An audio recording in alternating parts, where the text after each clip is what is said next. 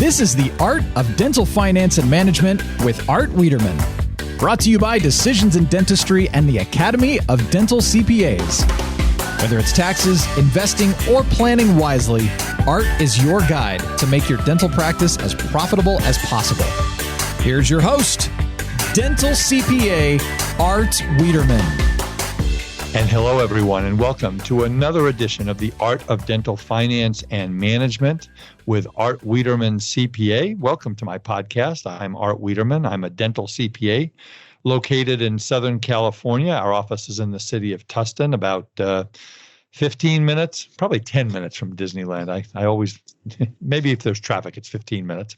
I am a dental director at the CPA firm of Eide Bailey. I've shared with you that we merged our CPA firm about 2 weeks ago, and I'm very, very excited about our merger.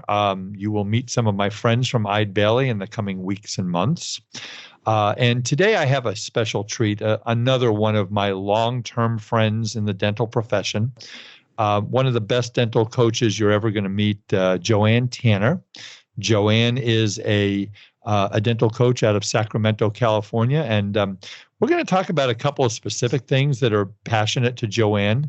We're going to talk about the hygiene schedule after coming back from the pandemic in the fall and some of the pitfalls that you might be recognizing. We're going to talk about Joanne also does a lot of work in helping doctors buy practices and due diligence. And she, like I, are passionate about metrics in a practice and how do they work and how do we use them to help our clients. So we'll get to Joanne in a couple minutes, and you'll love to hear her information. She's one of the best presenters that I've met, and she's got a lot of great information. So we'll get to her in a second.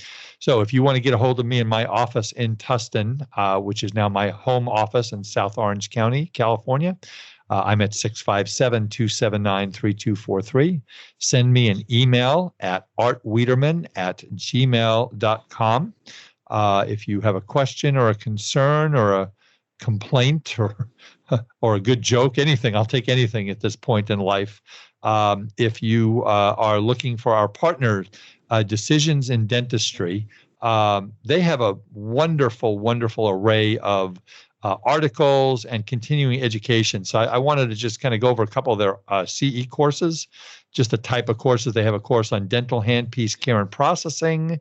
They have a course on demystifying desquamatic. Let me do this word. Desquamative. Maybe Joanne will help me when I bring her on, that if I pronounce that word. Desquamative gingivitis diagnosis and management. Treatment of peri-implant diseases is one of their courses.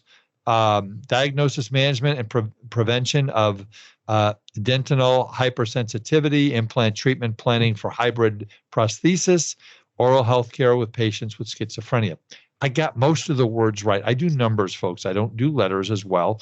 But Decisions in Dentistry magazine is the premier clinical magazine in the country as far as I'm concerned. And you can see all of our podcasts on www.decisionsindentistry.com. Go to our website, Eide Bailey, www.eidebailly. One of the things we're going to be talking about in the future here, sooner rather than later, is how we can help get you guys what's called a research and development tax credit. These are new provisions that have come into the law, and the firm that I've merged with has a whole group that does this. We just got a client over $400,000 in tax credits. It's really exciting. My job is, folks, as I've told you all along, to run up the federal deficit as quickly as I possibly can. Again, if you're looking for a dental-specific CPA anywhere in the country, we got you covered. www.adcpa.org is the Academy of Dental CPAs, 24 CPA firms across the United States that represent over 9,000, approaching 10,000 dentists. So if you're not working with a dental CPA, you should be. Let me just take a minute and tell you where we are in all of the fun in Washington. I've been very closely staying in contact with Megan Mortimer, who's the congressional lobbyist for the ADA. The Republicans and the Democrats are just not making a whole lot of headway. Megan tells me that they are going to be probably there till either the end of next week or possibly longer. But they all want to get out of town for recess. They want to start planning for re-election and campaigning. And so they do have a small problem because the $600 stipend for unemployment runs out today, July 31st. And they are nowhere near an agreement. Some of the things that are in process are that if you have a PPP loan that's less than $150,000, we're hoping that this is going to pass into law that you will be able to just go ahead and sign a one-page attestation and get full forgiveness and be done with it. That is a proposal. There's a proposal for people who have between $150,000 and $2 million in PPP loans to do a little bit less work, which would be just fine with me. There is also a proposal out there that if you have a reduction of more than 50% in your revenues from Q2 of 2020 to Q2 of 2019, which for dental offices is a very real possibility, there could be another bunch of PPP loans that would become available for you. And if that's the case, I'm going to go find an island in the Maldives and put my head in the sand because the PPP, HELL, will start all over again. And there's also provisions for tax credits for PPE equipment. So just stay tuned to this podcast. We will have the most updated information for you that we possibly can. All right, I want to get to my good friend and my guest for the hour today is Joanne Tanner. I've known Joanne for over 30 years. Joanne and I worked together on a couple of clients, one in particular, a large specialty practice that we talk about all the time. I want to read you a quote from Joanne's website. Joanne's quote is that, quote, "My greatest joy comes in making heroes out of others. Those who have a dream are willing to do the hard work and want to give their talents and smile to their patients who need professional and personal excellence in the area of dental care." Joanne's been a dental coach for over 30 years. She basically got her undergrad at Cal State Hayward. She has an MBA with an emphasis in strategic planning from Sacramento State, and she spent 5 years in active duty as a dental technician in the U.S. Navy, which means, Joanne, since you have an MBA, you're way too smart to be on my podcast, but welcome to the Art of Dental Finance and Management. Good morning, and thank you, Art, for having me. And a special thank you for all that you've done for our dentists during this craziness. The dental CPAs have truly been our version of the first responders. You've been there to walk us through all the way, learning all the different acronyms from Eide, LPPP, PPE, and you name it. So again, thank you for your support, and that must have been the longest tax season in history that you've experienced. You're very sweet and very kind, and you just made my day with that comment. I very much appreciate it. And folks, we did not rehearse this before we went on live, but we do feel like we've been the first financial responders. Obviously, we couldn't hold a candle to the people working in the ERs and the ICUs and the hospitals and the critical care units who are dealing with this horrible virus. I mean, I would never represent to hold a candle to what they do, but yeah, the dental CPAs have really stepped up, and we've had to, because there's nobody else that's going to be able to help. And it's kind of part of my legacy is at the end of the day, I was Joanne, I was listening to somebody who's talking about, well, have you given money to charity? And yeah, I've given some money to charity for the COVID-19, but what have you done to help people? And I feel like this is what we've done. And you've also been out there helping your clients too. So let's start. Tell us a little bit about your journey. Oh, absolutely. Well, when I got out of the Navy, I decided I enjoyed business and marketing. So I was living in the Bay Area after my duty station there in Oakland. And by the way, prior to Oakland, I had the pleasure of working at the Navy Hospital in Naples, Italy. So what a horrible place to work. It was delightful. Did they give you like a free glass of wine with every shift you did? Exactly. Except when I came to California, I was only 20 years old and not old enough to enjoy a glass of wine in California. But we'll save that for another podcast. That's right. Exactly.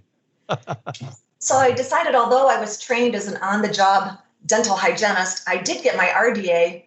But when I started studying business and marketing, I felt my passion. So when I moved up here to Sacramento, I finally finished my MBA. And that's when I started coaching dental teams, nationally in the early 90s, and that's when I first met you. And unlike some coaches, I truly have an understanding of the back office. I really know my way around the front. Dentistry is my love and my passion. My youngest son's a dentist, so I guess you can say I produced a dentist. That's right. So it's in my blood. I actually guest lecture at some of the dental schools. And Art, you'll appreciate this. My opening line is, your professors don't want you to hear what I'm about to tell you. That's right. And this is the real world. The dentistry is going to become the easier part of your day. It's not going to be about margins. Oh, wait, it is. It's just a different kind of margin you haven't learned about yet. That's right. They didn't go to school to learn business. And many times in dental school, you and I are sometimes the only people with a business background that they get to hear, other than their professors talking about occlusions and margins and TMJ. Right. So I appreciate that opportunity. So what we want to talk about today is being proactive within the practice. We're very fortunate that most offices have reopened and many had a record June. Many of our clients are still seeing that pent-up demand and high production for July. So doctors, office administrators, scheduling coordinators, I want you to look forward in your September schedule. All of October is very light. Remember, we were shut down halfway through March. All of April, nothing. So I had a couple of clients, because I'm able to look on their dental intel dashboard, and a month or so ago, I sent them a message, and they were so very thankful because they're used to seeing 220 to 250 hygiene patients each and every month. Right. Art, they had 44 pre-appointed for October. Yep. That's dangerous because, so that was one of the first things we were going to talk about is the, we call it the fallout of the hygiene schedule in the last quarter. So what do we do, Joanne?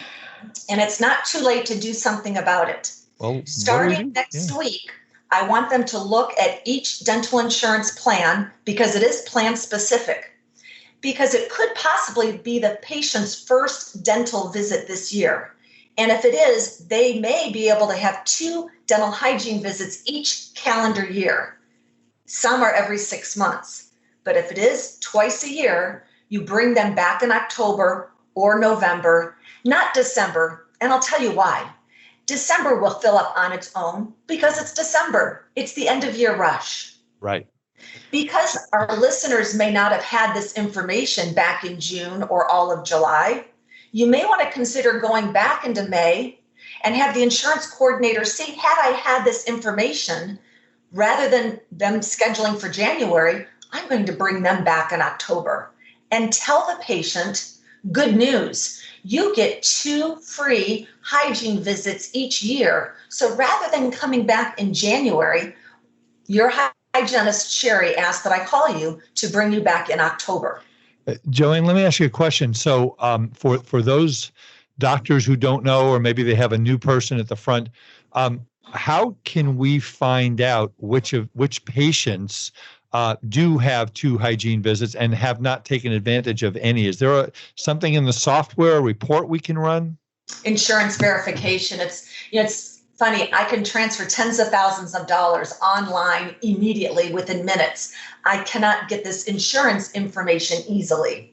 So it's maybe through Trojan or some sort of insurance verification, because it is plan specific to the patient. But that's going to allow us to get more patients into the office, which allows more touches, which allows more diagnosis. And it may be that a patient hasn't been in for, could be as much as 9 months or a year, and maybe we find some dentistry, right? Exactly. And so next week, they can be proactive about that. And if it is their first visit, let them know it's been 8 months since we've seen you, and we're concerned because now you have a few 4s and a few 5mm pockets. We want to see you, and this is the clinical team talking. We want to see you back in the end of September or October so we can check this out, and then we'll get you back on a 6-month recall. So that's for patients who have insurance, and that's going to take a little bit of work from somebody in the front office to get on to, like you say, Trojan, and to see if they have patients who have that need. But yeah, I am hearing that too. So what are some of the other challenges you're seeing as these doctors open up again? Well, let me give you one other suggestion before we move on. No, go ahead, please. Because we'll be trying with the exact hygiene patients. Now, there are patients who are 18 to 36 months past due. We consider them lost. We've not seen them in more than a year and a half. I'd like to suggest that you send a welcome back email and give them some sort of special, in other words, a reason to return. Now, I'm not talking the dollar dental exam. We're talking a high quality. We've missed you, Art. It's been a while. Welcome back to our practice. On your next dental hygiene visit, after your exam, cleaning, and x-rays, you'll receive a complimentary electronic toothbrush. Maybe it's take-home teeth whitening, a water pick, something that might be of interest to your patients in your demographics. Okay. I think that's a great idea. But again, if your hygiene schedule falls apart in the last quarter, Joanne, they get a lot of their dentistry out of the hygiene room, right? If they're doing it right? Absolutely. So patient activation is going to be the next way to fill the schedule. My third and final suggestion on how you can fill the hygiene schedule is to consider some new patient promotions. All right. If your marketing may be doing a Facebook promotion, maybe there's a refer a friend. We need to get the new patients in the door in September, so then you can fill up your hygiene schedule. Right. So some sort of a promotion, like maybe 10% off of the new patient exam or something. Is that what you're thinking? Or do you have a particular thing you like to do? Since many people have dental insurance, sometimes the 10% off the hygiene visit may not pull them in. Okay. So it might be $100 off their restorative. But your listeners are welcome to call me and we can brainstorm to see what might work for you. What most of my clients have done is an either or. The complimentary take-home teeth whitening or $100 off their restorative. You can give them some choices. Because these are patients who already know you, have trusted you in the past, and somehow have gotten too busy to come back in. So those are some ways to help fill the fall schedule. Yeah, because if we don't fill that fall schedule, we're on a, my doctors are on a PPP high. They're on a, haven't been open for 10 weeks. Now we got all this pent up demand high. Well, that ultimately goes away and we've got to continue past the first, 3 or 4 months that we've been open. So Joanne, you mentioned metrics, and you and I both are very passionate about looking at the metrics of practices, and we look at we use some different metrics programs. Talk about a couple of the metrics that you look at in your work where you can say, if I can make that metrics change, it's going to make a difference in your practice. Well, we were just talking about a hygiene, and even without the fallout in the schedule, the hygiene pre-appointment rate is one of my favorites. Because frequently the team will say, Joanne, I know 8 out of 10, at least 80% of our patients leave with their next hygiene visit. That's their perception. When we log in and obtain the data, on average, it's around 55%. Yep, that's exactly what I quote, 55%. Yep. Mm-hmm. And it's shocking to the doctor. The doctor goes, but wait a minute. My front office, she's been with me for 400 years. She knows everything. She told me that everybody pre-appoints, even the airline pilots. Well, the airline pilots probably now reappoint because they're not flying very much. But yeah. So you see that a lot, right? Absolutely. The other metric has to do with what we're talking about is marketing. Don't take your eye off the marketing, because as you were saying, they're on this high with having the PPP, all this pent up demand. They may have eased the pedal off the marketing. And we need to continue because that's hard to restart. So looking at the new patients are essential. Production per visit. And here's a good story. Years ago, Art, you referred me into one of your dear clients because their team wages, the overhead percentage they were allocating to pay the team was very high. So I went in and took a look at the schedule. I noticed it was very linear, but yet this doctor was booked out 4 to 6 weeks. So I called you and you kind of you said, what are you saying? You need to hire more people? I said, as a matter of fact, yes, because we have people that are wanting to come in and they're using this linear schedule versus utilizing the 2 or 3 chairs that our doctor had. So when we looked at production per visit, we were able to see more patients and produce more per day, added another team member, and consequently reduce the percentage of overhead. Because we were able to reduce the production. See, that's the thing, doctors. And Joanne, let's talk about this for a second. I have a lot of doctors, I've got to cut my overhead. In fact, there was even an ADA survey. The ADA has been through Marko Vudacic, I think I finally pronounced his name right, who is with the Health Institute over at ADA. And they took a survey and they said 60% of our doctors' number one concerns are how can they cut their overhead. I don't think that's your concern and my concern, Joanne. It's how can I get the production to go up, because then the overhead will become in line, right? Right. It's an income problem, not an expense problem. Right. We can't cut, it's like if General Motors says, I'm going to manufacture 30% less cars, they know that they can take 5,000 workers off the assembly line. But in a dental office, we can't cut our dental team by 50%. We don't want to cut our dental team by 50%. Right. So these metrics, one of the other metrics I like, Joanne, is the new, the reappointment on the new patients. And that scares me. I see a lot of offices, 20 new patients in a month, and only 7 of them after the first appointment walk out with a hygiene appointment. Do you see that a lot?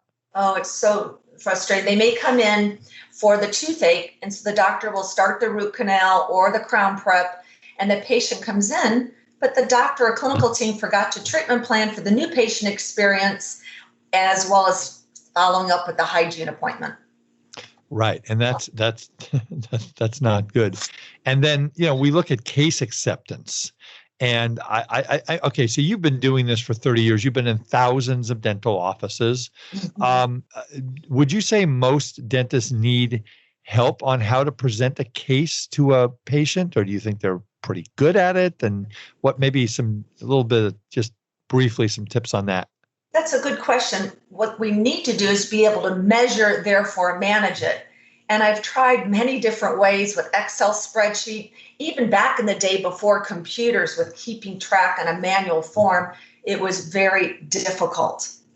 And so I like to look at case acceptance of the patients that we saw, what percentage were diagnosed with treatment, because maybe the doctor is so conservative that we're not even presenting. Conversely, we could have an associate who is overly aggressive or, again, underdiagnosing. So we need to look at what are they even presenting. So it's not necessarily in the acceptance. Oh, and I get a call once. I've probably said this before on the podcast. Everybody knows I repeat myself incessantly, but I get a call once a year from an office manager who knows me because I've been the accountant in the practice for 30 years. Art, he did it again. What did he do? Well, he let 6 crowns walk out of the office that my 3-year-old could have diagnosed and sold. Mm-hmm. So what do you want me to do? So I'll call the doctor and I'll say, so doctor, on a scale of 1 to 10, 1 being that you refer everything out and you just come in to socialize, and 10 being that you grind every tooth down to its nub and make it a crown, where do you stand? Oh, I'm about a 4, maybe a 4.5. So can I get you to a 5.5 or a 6? Mm-hmm. Yeah. So Joanne, have you had those conversations with doctors as far as, being too conservative? Absolutely. And what helps them in that regard is if the hygienist or the assistant can pre-present to the patient. I know we're not dentists, but we can tell the patient, gee, if that was my tooth and you're missing more than half of the natural tooth structure, it could possibly be time that we put a crown on there. Let's see what Dr. Morley suggests. So then that way, when the doctor comes in the room and I tell them that, I was talking to John about the lower right first molar, and it could possibly be time for a crown. I took a IO photo for you, doctor. We wanted to know your thoughts on that. So everyone's on the same page. And if by chance it's not time, that it's not ready, doctor is then the hero, and we make a note to revisit it next time. Exactly. I mean, see, these are These are the verbal skills. And I have preached for 36 years as a dental CPA. Doctors, you know how to cut a crown. You know what occlusion is. You know what TMJ is.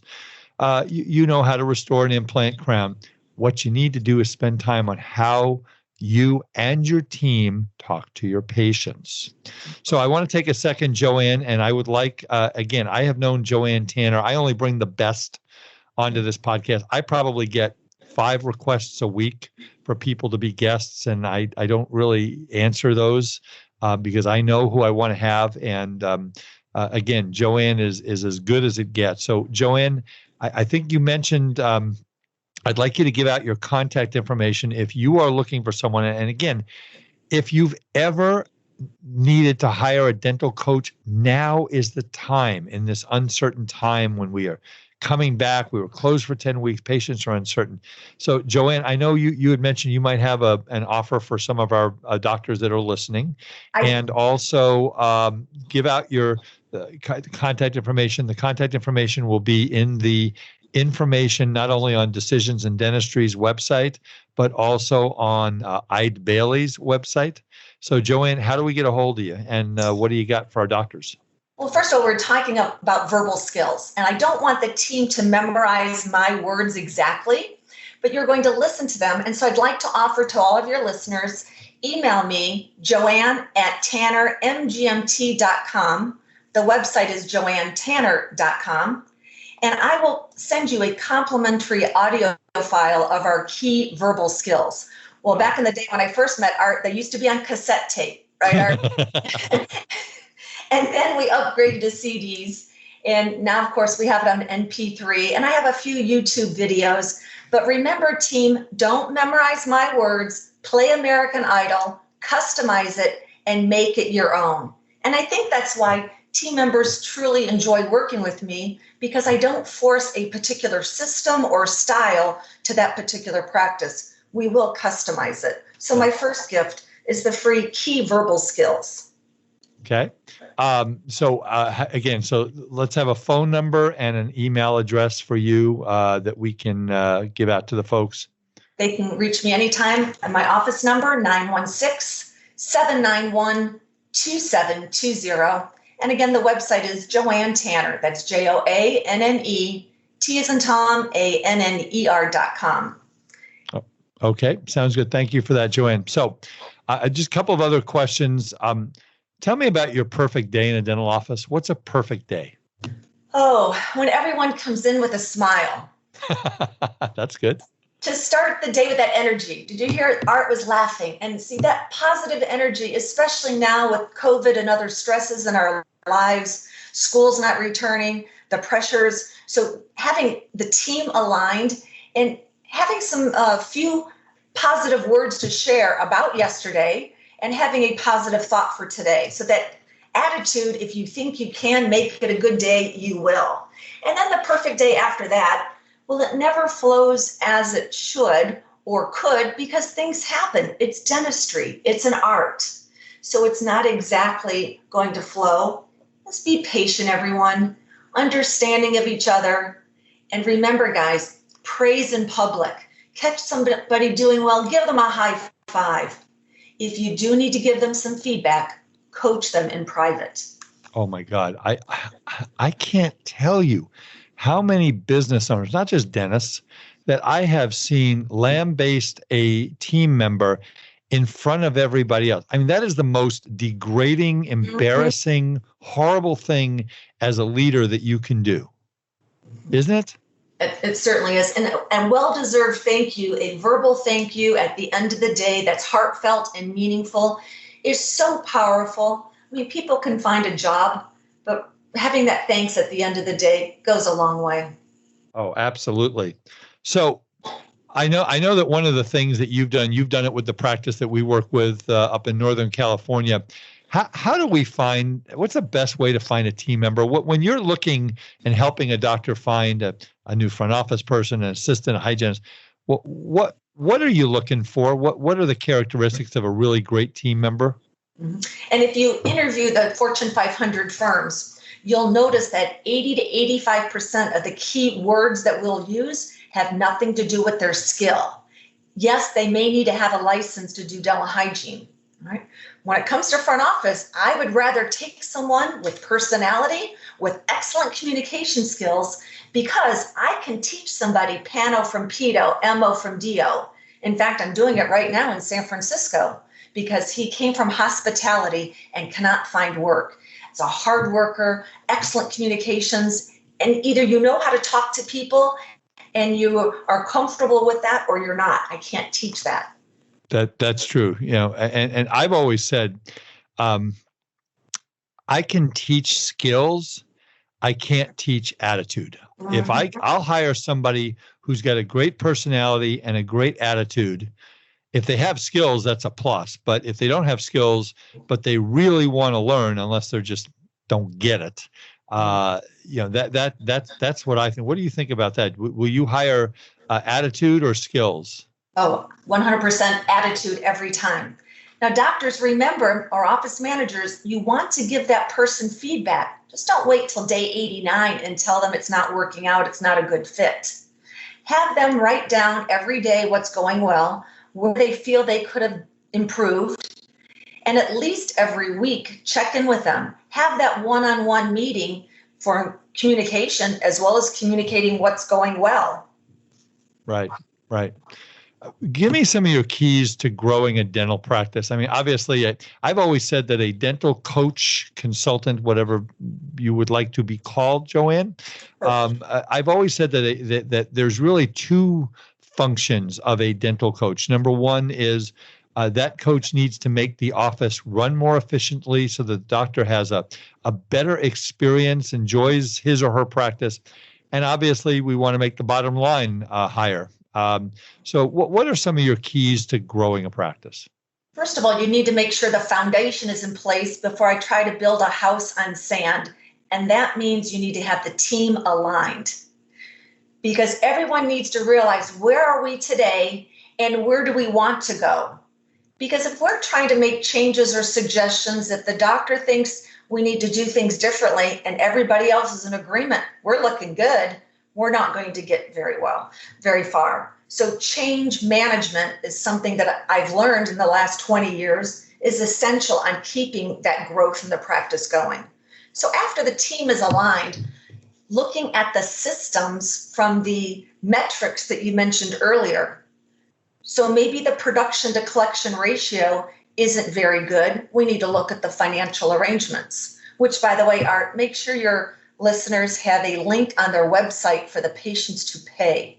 Be convenient and easy to pay their bill online. Yep. Convenience is huge today for everything. Absolutely. So the other thing that we take a look at, I mentioned earlier, is scheduling, but also it's a team effort to say, what can we do every day? And doctor, if your daily goal, let's say, is 4,000 for doctor only, we need to convert that to how many crowns does that mean you need to do? So if it's 3 crowns, that means you need to diagnose and get accepted at least 4 every day. That means you need to find 4 to 5 every day. So that kind of breaks it down daily in bite-sized pieces. The other thing we've been doing is looking at weekly targets. Don't wait till the end of the month and say I'm lost or I didn't hit my target. Weekly is essential. Right. And are you one who likes the doctor? I've heard a lot of people talk about same-day dentistry. In other words, doctor comes in, but said, we've got an opening. We've got this crown, and we can do this other one too that's up on the screen that looks like it's about ready to explode. Are you a fan of same-day dentistry? Absolutely, especially even more so now, Art, because people are maybe concerned of coming in. It's a big deal for them to rearrange their schedule and with COVID to make the arrangements. So take care of the patient's needs while they're here today, if it works for the practice, and then offer it to the patient. Now, doctors, make sure before you do that prep, you have your treatment coordinator come back and discuss the payment options. Okay. One of the things too that my good friend and mentor, Dr. Phil Potter, who I know you know, Dr. Potter, Yes. Taught me is that the patient is ready, not when you're ready for the dentistry, but the patient is ready when the patient is ready. So I know that you and I have talked about how important it is to ask patients, are you ready to start treatment? Talk about that a little bit. Mm-hmm. So when I did get out of the Navy, I was a Navy recruiter. And I remember this situation. They said, don't say, are you ready to? Because that could be perceived a little pushy. So in dentistry, I don't want to say, so you're ready to do that crown, Art? Are you ready to get that scheduled? I would say, Art, did you have any questions that I can answer for you before we schedule the treatment? So hopefully he would say no, which means, yes, I'm ready to accept. And Right. if the patient says, well, sure, how much is going to cost? Doctor, just don't shrug your shoulder and say, I don't know. They told me don't talk about money. Tell the patient that my front office team is amazing on understanding insurance benefits, and we have a number of different payment options based on them finding something that's comfortable for you. Is there anything else that we need to talk about before we schedule the appointment? This is on my key verbal skills. It's called the no close. So hopefully the patient says no. And now I hand the patient off to the front. So Mary at the front knows the patient had some questions regarding payment options. And she told doctor, if you can help her with a payment plan, then she's ready to get started. Well, and then that comes back to the morning huddle, which I mean, I had talked to a doctor yesterday, and he said, do you have a morning huddle? Well, no, but we just talked about we're going to start that again. How important is the morning huddle?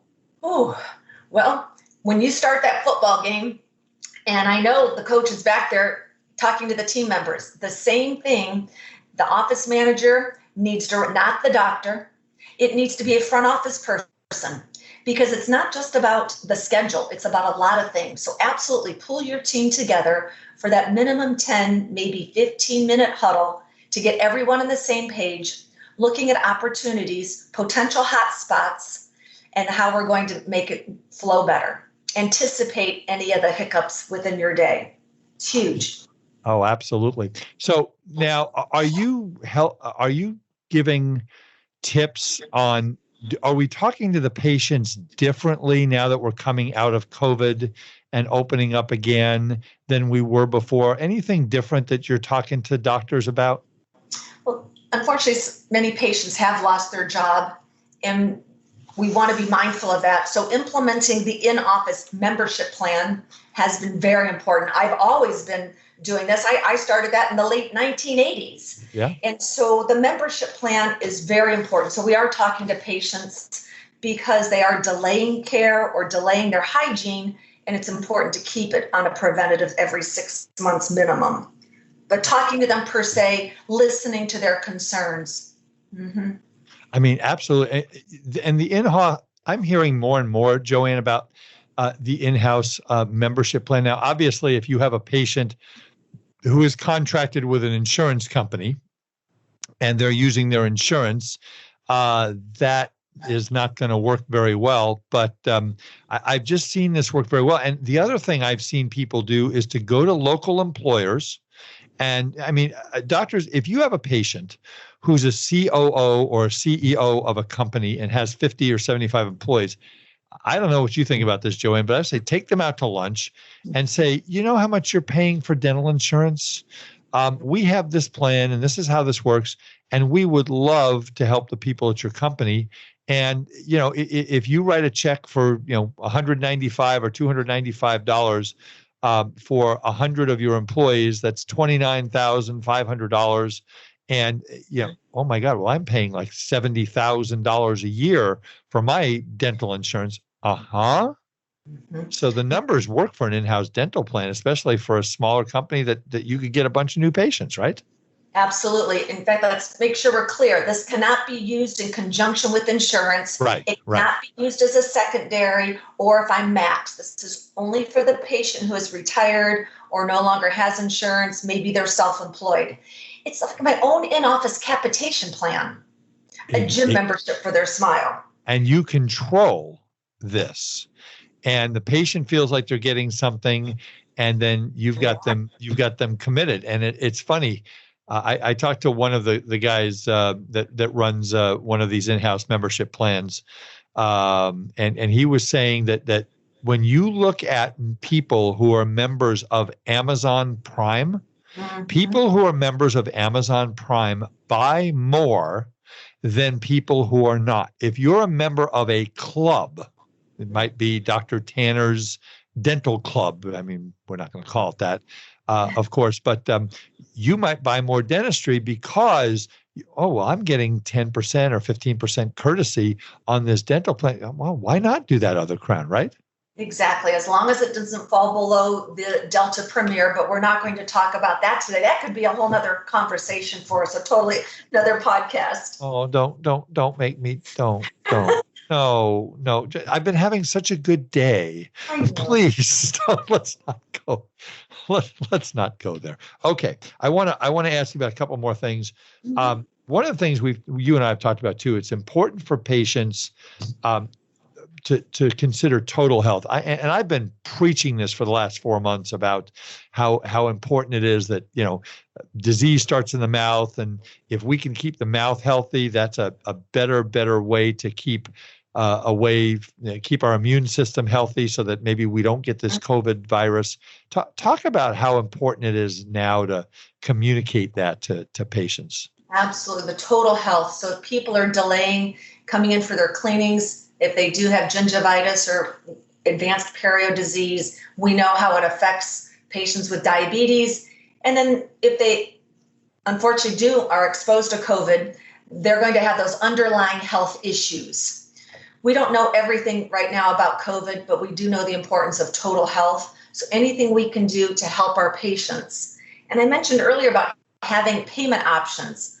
Doctors, make sure your understanding is correctly. I'm not saying you're playing banker, all right? I didn't say the bank of Dr. Jones, but you may have convenient payment options by utilizing care credit or some external financing that's non-recourse.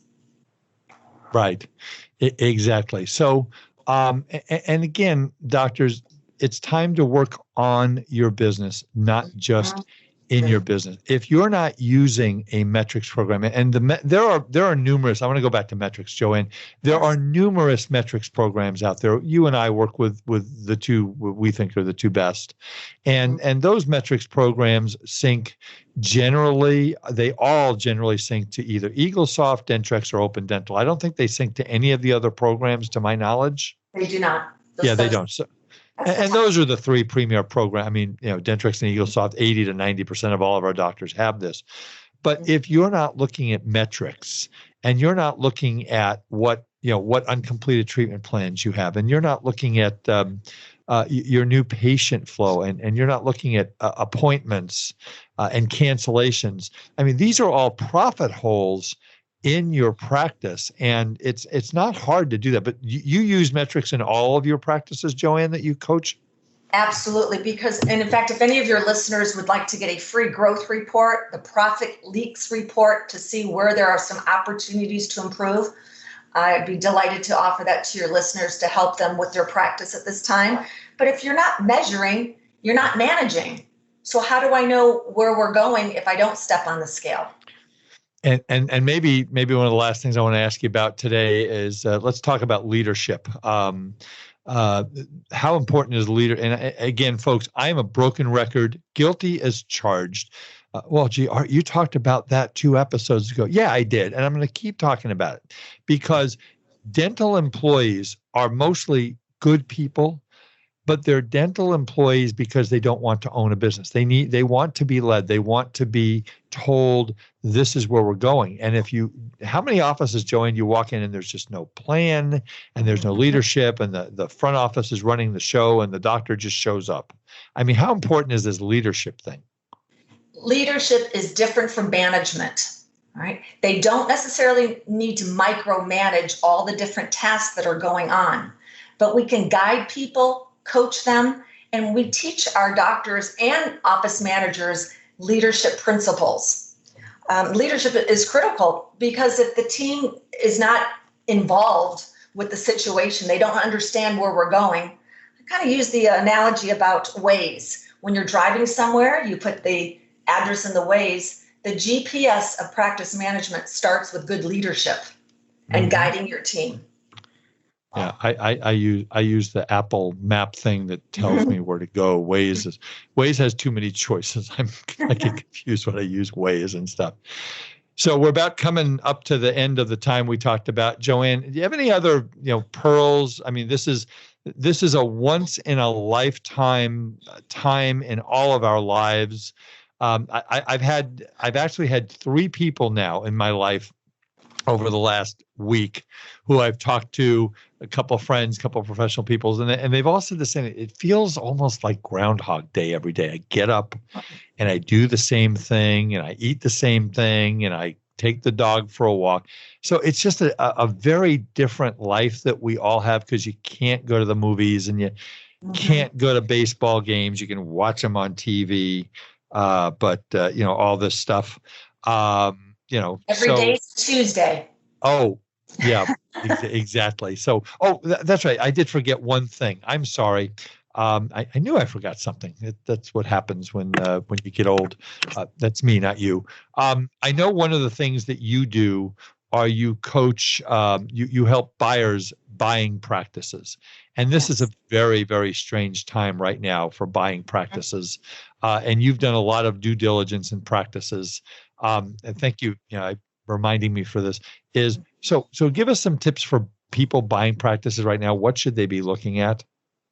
You need to physically go in the office and look at the schedule. Doctors are thinking they're going to look at x-rays. Just this past Sunday, no locations, I went with one of our clients and we looked at the schedule. The hygienist has not returned yet.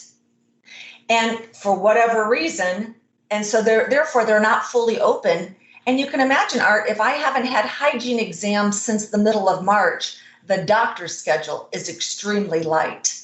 So doing the due diligence and looking at the schedule is critical.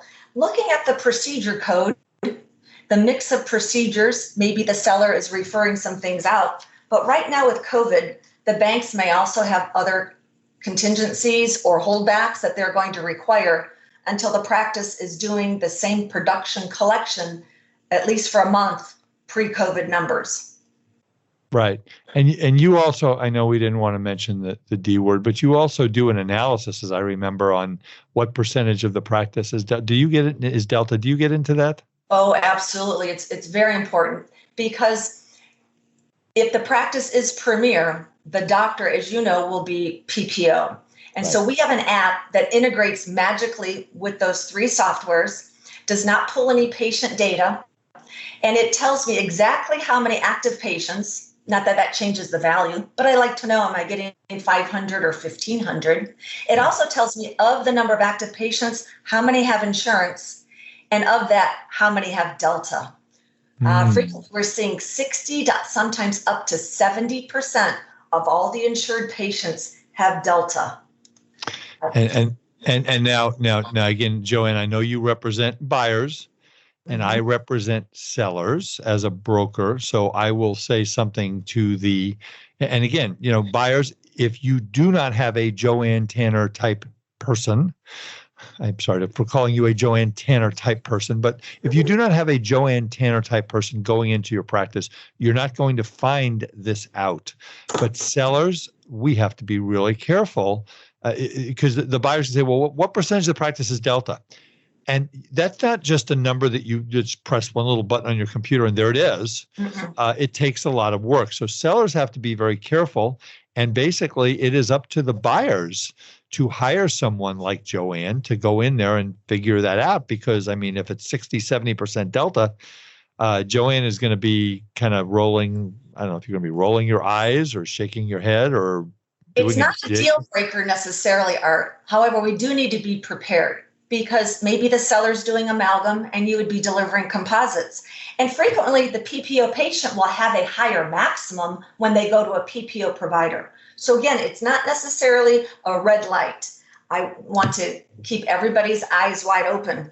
Speaking of the sellers though, most every time at the end of the meeting, the seller will look over at me. I wish I had somebody come and work with me 5 or 10 years ago like you. And I do help the doctors nationwide in this process. So it's not that I physically go to the practice. Well, again, I will tell you folks, and we're about ready to wind this up, is, Joanne Tanner is highly professional, very, very skilled, very competent. She's been through everything. How many dental offices do you think you've been in? Oh, working as well as doing the buyers, over 1,000, maybe even 1,500. I've lost track through there. 35 years of doing this, Art. Yeah. Yeah, I mean, well, if it's not 1,500, I don't know if I want. No, I'm just kidding. And I mean, Joanne is great, and she works with the metrics programs, and she works with. It's funny, Joanne.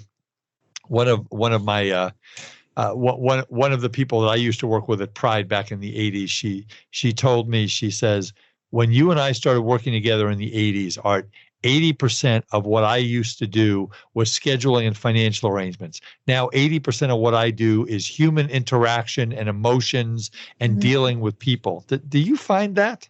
Absolutely. Because as I mentioned, teamwork, having everyone aligned and on the same page is one of the first steps. And we even offer this virtual coaching now. I've been doing video meetings for nearly 10 years. So it's very affordable. We don't necessarily have to get on a plane anymore to help your team. Yeah, I'm certainly not ready to get on an airplane. I don't know if you are, but I'm not. But anyway, so any last pearls, Joanne, before we wrap it up? I'm going to let you give out your information one more time. Again, if the doctors want to have a copy of the key verbal skills or the complimentary growth report, you can call me at 916-791-2720 or visit my website, joannetanner.com, and there's a place there to enter your contact info, and I'll get right in touch with you. And if you're a buyer, and Joanne, will you work with a buyer who's buying a practice anywhere or just in Northern California? Anywhere, all across the country. I've helped people in Georgia, North Carolina, and even Hawaii. Sounds good to me. Well, but Hawaii, you got to quarantine for 2 weeks. That may not work out too well, but who knows? Hopefully this will be a bad memory as we get to early 2021. Well, Joanne, thank you so much for your expertise. You gave a lot of really great tips. One of the things that this podcast is my mission in this podcast is to provide you resources to help you to improve your dental practice. I mean, we've got doctors that are just killing it coming out of COVID-19. They're just doing really well. They're doing all the right things. They're doing a lot of things that Joanne said. So if you want to get a hold of me in my office in Southern California, ladies and gentlemen, 657-279-3243. Email me with a question, comment, whatever you like, artwiederman@gmail.com.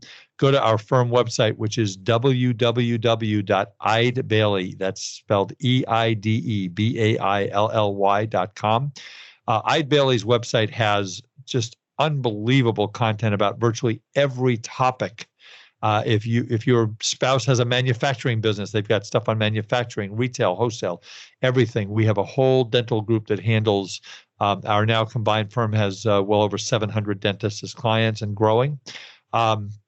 Go on to Decisions in Dentistry's website, www.decisionsinDentistry.com. I mentioned earlier in the podcast some of the great resources. We've got, they've brought me a couple of wonderful guests and sponsors that are going to be on our show in the next month or two. So that's www.decisionsindentistry.com.